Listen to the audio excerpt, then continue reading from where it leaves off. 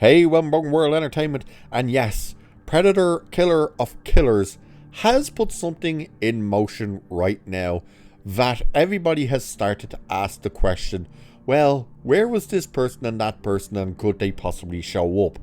And according to Dan Tractenberg himself, yes, the plan is at some stage to try and bring a certain character back.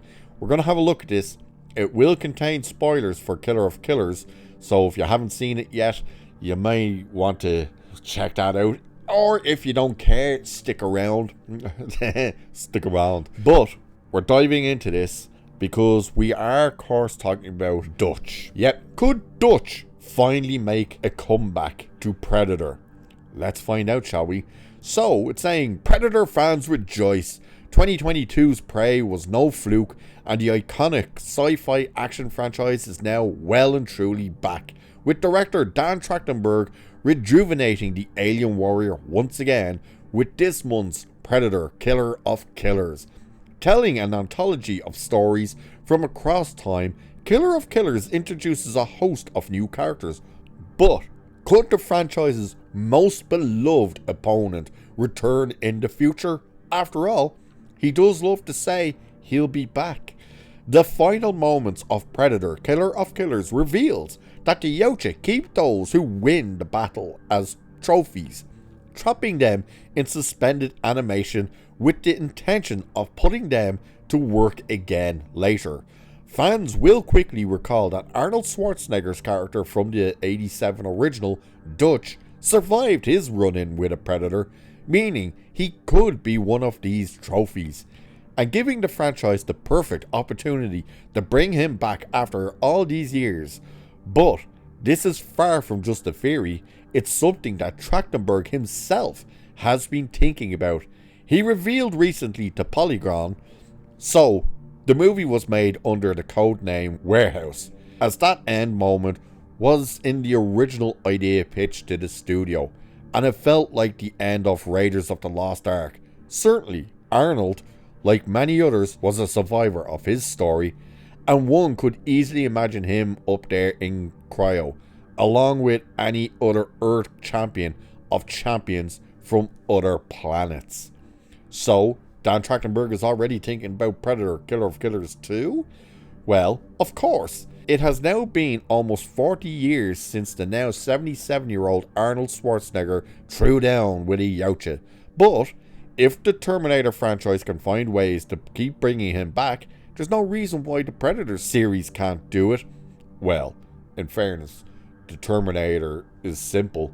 The skin still ages. That's how they keep bringing them back on that. So, this continues. Perhaps Dutch has been let out of stasis multiple times over the years, killing several predators along the way, and thus aging over time. Alternatively, the Austrian oak could be returning to his youth in animated form in a Killer of Killers follow-up. Though no doubt fans would love to see the action icon make a Predator comeback in all his live action glory.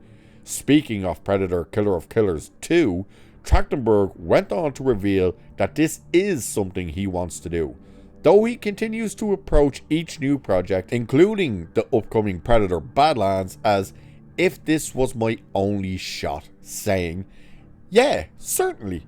The cool part of this movie is that it opens up the door to tell these kinds of stories in different areas, in different places, in different planets, but also the further adventures of these heroes that we bonded with in a very unique way. Certainly, each of my movies are being made as if this was my only shot. Everything was thrown into it. Should we be able to do more? Certainly, Killer of Killers seizes something, and Badlands does too. Hopefully, there will be something more, but they don't rely on the something more. Hopefully, they are both cool within their own merits. So, he's talking about he definitely has ideas and plans for a Predator Killer of Killers, which could introduce Dutch, but people are more inclined to saying, hey, we want Dutch back, but in live action. Now, there are issues, and there was an issue with them setting up the whole Cryostasis thing in Killer of Killers, which of course is, it ends with you seeing Naru from Prey. And of course then, once you saw that, you're like, well, hang on, they're taking the champions not really as trophies. They're taking them so they still have to fight each other.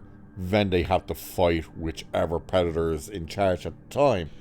By Killer of Killers, it was this warlord predator. And the first question I had was, well, you chose, if you're doing this, you chose Naru instead of Dutch. Okay. But you've also added something in that we don't see anywhere in the Predator universe. Now, that could be the case because Predator Killer of Killers shows us Naru in stasis, but the flintlock she had, which of course ends up in Predator 2, is in the arena. The pilot is given the flintlock. So my question in my review for Killer of Killers was, what time period were they brought to? Because obviously you had the Viking that was in the 800s or whatever it was. Then you had the samurai who, it didn't give you a date for them. And then the pilot from 1942. They're all brought together now. They're on the planet, presumably the Predator homeworld. And they're going to have to fight each other and then fight this warlord Predator. And my question was, well, what time period they're in? And they have Naru there, but the flintlock is there.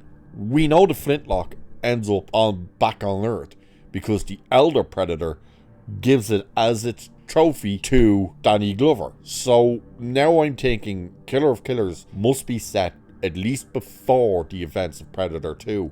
Don't know about Predator, but definitely before Predator 2. So if they're setting up the idea that the champions are taken and put in stasis to be brought out whenever, you would have to question, well, does this warlord predator lose to maybe another predator, maybe even the elder predator we meet in Predator 2, and they change that they don't start taking the champions? Because if that was the case, then in Predator 2 you would think, well, the elder predator wouldn't stand there and throw the flintlock to Danny Glover and tell him to take it because, hey, you defeated one of our warriors, here's your trophy. They would have just taken him because he was already on the ship, and they didn't. So that clearly states that they don't take people.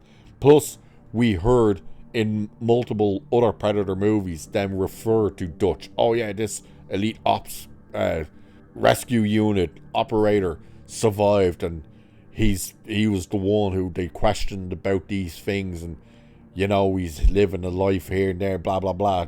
They never said he's gone missing. We haven't a clue where he is. And of course, the comic books very much put in place that Dutch didn't vanish from Earth and stuff like that until later, and they eventually said he ended up on one of the planets with the Predators or something. But overall, they introduced something interesting, but at the same time, it's something that doesn't match up with everything we've seen and know with the Predator. So the idea to bring him back this way, I don't quite know how you would do it, where it would make sense, being the fact that the flintlock is at the end of Killer of Killers, which means it has to be set somewhere, like even in the so-called future, it has to be set before the events of Predator 2, because how else does the Elder Predator get that flintlock to give to Danny Glover? There's questions that has to be asked, and this is the thing about when you do these type of things and you set up prequels where you kind of start messing with lore and stuff we've already seen and know. So Dan Tractenberg, I don't know whether or not he's the right pick to be doing this, being the fact that he's already kind of starting to muddy the water. But it's an interesting idea. I think obviously it is a way to bring back a younger Dutch, of course, is the cryostasis in animated form. But the question, of course, would be, well, would Arnold be willing to come back, even with his voice? Because if the script ain't good and stuff, and he's just narrowed down to being this smaller role, he's not going to do it. He's already said that type of thing. Either way, we'll have to wait and see. We'll have to see how well this actually performs, which we'll have to wait for the likes of the Nielsen ratings, because Disney sure as hell ain't gonna turn around and tell. They'll probably say, oh, it's the #1 movie. Yeah, for what, a day? Like, that makes no biggie. Like, of course it would be. It's brand new. But I think the real telling moment will be when Badlands comes out in November, because if it fails at the box office, then yeah, they're probably going to pull the plug on at least big screen outings. I don't really think Arnold would want to come back to do a Predator movie that's going to be exclusive for streaming. Could be wrong, but I have a feeling that would be the case. And who wants to see Dutch's big return on the small screen? It'll be interesting. So, with that, I shall leave it there for this one. So like, share, subscribe and all that good stuff. Cheers, and I'll catch you in the next one. You one ugly motherfucker.